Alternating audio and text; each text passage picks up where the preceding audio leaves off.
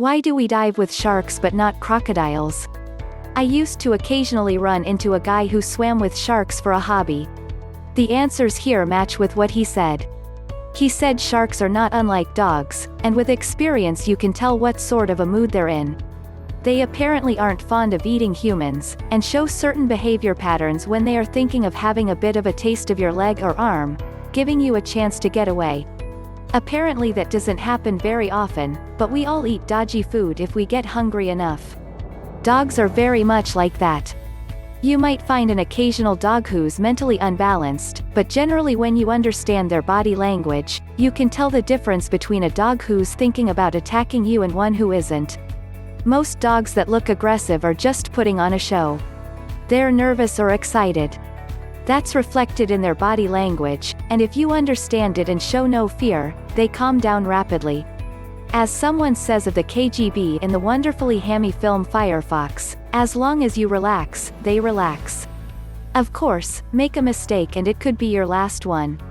Several times people have got annoyed with me because they saw me tickling the ear of an aggressive-looking dog that was barking and scaring everyone, tied up outside a supermarket. People tend to think it's my dog. But I see they're just playing. They don't have a pack behind them that could potentially turn the play into violence, and they're actually harmless. So I can imagine that the same sort of thing applies to sharks. I know nothing about crocodiles except what I've just read here or seen on TV. There aren't any crocodiles in England or anywhere I've lived, and I've never met anyone who claimed to know anything about them. I might like to brag about my dog calming abilities, but even I'm not so arrogant as to claim that might also apply to crocodiles for those who understand them. They seem to be chronically unpredictable and voracious, and I believe have this habit of dragging half-dead food back to their home so it stays fresh for longer. That doesn't sound like something anyone wants to swim with. Clive H. tells me in a comment below that there are in fact people who swim with crocodiles, and entirely voluntarily, under no compulsion by the crocodile itself, in order to study them. That's what I call brave. The film Jaws cemented sharks in people's minds as being even more dangerous than they actually are. There arguably aren't really all that many shark attacks on people compared to the number of people who are swimming with sharks without even realizing it. Crocodiles, on the other hand, probably don't need a film to convince us they're highly dangerous. Doing a quick spot of Googling, it looks like there are probably considerably more crocodile attacks per year on people than there are shark attacks, but then crocodiles are more likely to come into contact with people, I suppose, on account of where they hang out. What's quite scary is that a far higher percentage of these attacks seem to be fatal than with sharks, sharks being more likely to have a nibble and wander off again. So far touch rather accurately on various aspects. You can dive with crocodilians, sharks are more readily predictable than most crocodilians, etc. But fail to address the big problem.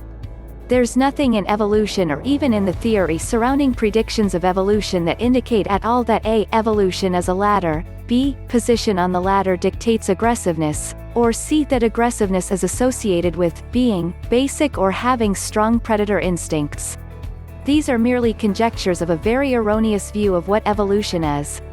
Toss these ideas out, they're pure garbage. Evolution is not a measure of, this species is more advanced than another. Yes, some forms have been around for much longer, some species have more derived traits than others, but this does not in any way convey, higher, or, more advanced, because evolution isn't a linear progression towards a goal. Evolution merely bestows adaptations that work. Not work well, not even work efficiently, although sometimes these are the results, but that just merely work. However, let's assume your premise is correct.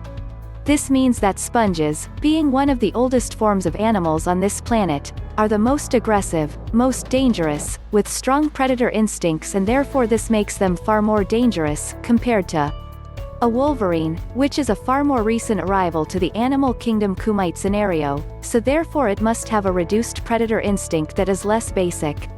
After all, the sponge is a voracious being, with no goal other than to feed on everything it possibly can, has no concern over the presence or well-being of other forms. First of all, there is no such thing as an evolutionary ladder. That bears repeating. There is no such thing as an evolutionary ladder. Evolution is not progressive, and it has no end goal. All creatures have had the same time to evolve, or rather their ancestors have. Forget about everything you've ever heard about evolutionary ladder and run off quick and pray for forgiveness from your favorite god. If you have no favorite god, I can recommend the flying spaghetti monster, but you'll need a colander. So sharks' instincts are not stronger and they are not more basic. I mean, what does that even mean?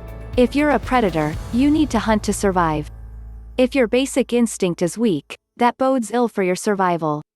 Anyway, a lot of people have addressed behavioral points: predictability, willingness to fight, and surroundings, visibility, etc. But the basic reason we dive with sharks is that they are pickier eaters than crocodiles. Maybe that because they're smarter, and maybe being picky is the side effect of having such highly developed senses of smell and taste, but it could also be due to hunting strategy. Sharks actively cruise around looking for prey, using their amazing senses to track it down. That means that they are more or less guaranteed a food supply, as they can easily find their food, easily catch it mostly, and at little energy expenditure. Crocodiles, on the other hand, lie in wait. They cannot actively hunt, don't move well on land, and rivers give limited options for moving around. So a crocodile is dependent on something edible showing up right in their neck of the river, and would do well to eat whenever given the chance.